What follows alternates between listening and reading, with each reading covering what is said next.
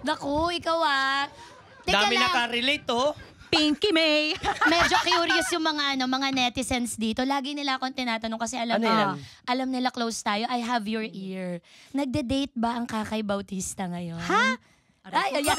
Kita mo, ang laki ng gilagid talaga Tumama sa foam ng mic. Date, iwala. Chika-chika lang. Arigo.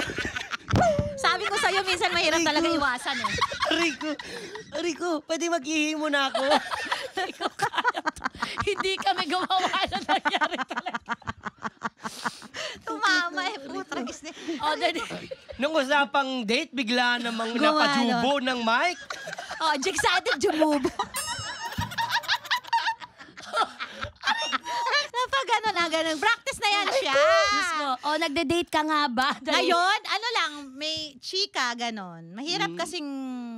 Eto lang kasi, pagka pumupunta ako ng Europe, di ba? Ang lagi ko lang sinasabi sa mga afam. Wow, mga afam! Mga go. Guys, mga. Hindi.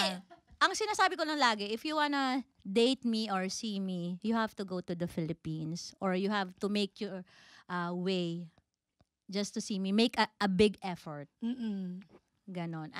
Ganon. Ganon lang. Ganda yan siya. Hindi ako show-in sa mga ano. Kasi nga, syempre, alam mo, minsan, meron ako nakausap kasi apam. Sa kakakulit niya, sa kakalandi niya, nakikipaglandian din, no? Pero sabi niya, parang, I realize that you are a proper girl.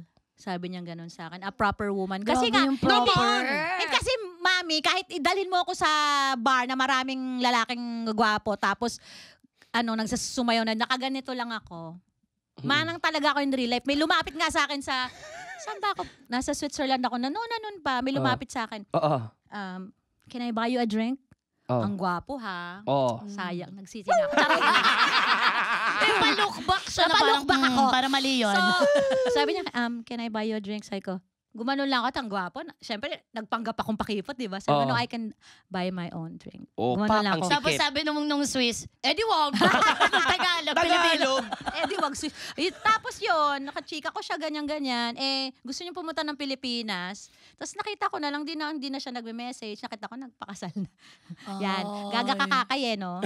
Pero mabait naman. Kasi dati, ayoko pang tsumika sa AFAM. Ngayon gusto ko ng tsumika. Para sa akin kasi, kailangan mag-effort ka muna. Ang hirap kasi, best, LDR. Totoo. Diba? Gawa kayo ng paraan. Kasi, di ba, ang dami ng sinusutay ngayon ng mga anes, di ba? Shokot pa ngayon, di ba? So, iba din ang nag-iingat kayo kahit jing-ji ka ng, kumeme kay kuya. Tiis-tiis ka muna, di ba? Oo, para makita mo yung pinkalu. Alam mo, namumula ka lang, grabe na. Na-imagine mo yung pinkalu. Na-excite yan siya. Ayos na tayo ulit. Message mo na nga si Jaja. Pwede naman brown din. Ay! Light brown. Charay! Huy! Lahat ng kulay. Ay! Diyos ko! Pababoy na ng pababoy yung episode. Ano to, barnis? Yung kulay Yung ganitong kulay. kulay barnis. Di ba? Diyos ko. Wala naman kasing pantay-pantay. Ang dami niyong alam. Oo, next time ganyan, pinapangako namin sa inyo, reproductive health. Tapos, iimbitahan ka namin ulit. So, ikukumpara namin yung mga may reproductive health. So, reproductive health. Mga slides lang. Oo. Bahagi mo lang ang ipapakita So, namin. malalaman nyo na talaga pagka nashira na. Glow na glow na. Ay! Ayan, gawa tayo ng ad para dito. Ay! Sa Shira-Shira endeavor natin. Mars, halimbawa, meron kang access to the future. Kunyari may time machine kami dito sa sa plenary. Time machine. Yes, time machine. Kunyari mami-meet mo yung future boyfriend mo. Ano ang mensahe mo sa kanya? Sige, kunyari yan yung Swiss. Ay! Swiss! Ay! Wala na nga yun eh. Pero iba yung Swiss. Charay! Iba sila. Ang gugulo. Ano mo mensahe ko? Kung Swiss yan, Guten Morgen. Me. Yun lang ang mensahe ko sa akin. Because the river is dry. Charay! The river is dry. Agad. Yeah. You should open the dam. Yes. Me now. That's the only message. O girls ha, hindi pwede. Pang mga 47 lang to ha. Oo. Pero take your cue from Kakay. Be bold. Tell him exactly what you want. Diba? Kasi nga guys, Diyos ko, ang clean ang buhay naman, di ba? Go lang ng go, pero wag mo kakalimutan maging responsible and mahalin mo din yung sarili mo. Truth. Eh, nakakalimutan kasi Ganda. natin go lang ng go, tapos hindi ka naman responsable, di ba? O di lahat ng nakapaligid sa'yo, pisti ka sa buhay nila. Di ba? Pabigat ka, salot ka. O, so dapat go ng go, pero responsible. Oh, Truth, diba? truth. Mag-shondom. Palakpakan niyo yung Kakay Bautista. Ibang klase. Iba Gawin yung na natin imagine to, Mr. Vice Chair. Yes, Dito please. po sa Your Honor, Miss Catherine, meron po kaming tinatawag na executive whisper. So, you may choose to say it out loud on the microphone or pwede pong ibulong. So, up to you po. Uunahin po namin ang matinding katanungan number 1. Okay. Alam ko Executive naman na whisper. gusto mo sa mga pinkaloo. Pero ito, baka possible na nangyari sa'yo to, Ate Kai. Sino ang celebrity na muntik mong maging boyfriend? Alam ko na. Ako na lang magsabi. Uy, wag na. Pwede mo Hindi ko ibulong. kasi alam kung muntik na kamangging kami. Alam namin yun. Ikaw Aaron? lang ata di nakakaalam. Si Aaron, Villena. Sinabi Bes! mo? Ang galing! Eh, Diyos ko naman, napaka-sensational. Hindi ko pa ba sasabihin? Oo, alam Tsaka, naman ng mga okay tao. naman kami na. Happy ako para sa kanya. Happy din naman siya para sa akin. Tatanggi pa ba? Ito, pangalawa. Ayan, Ito ang nakakaba. pangalawa. Sinong celebrity ang pinagnanasahan mo ngayon? Ay, pinagnanasahan ko forever. Piolo Pascual. Ay, Papa P. Kasi iba talaga siya, yung charisma niya, tsaka yung ang bait, ang gwapo, Tsaka pag tapos... tumingin siya, Oo, no? Kasi Parang ganito lang. ganyan, oo.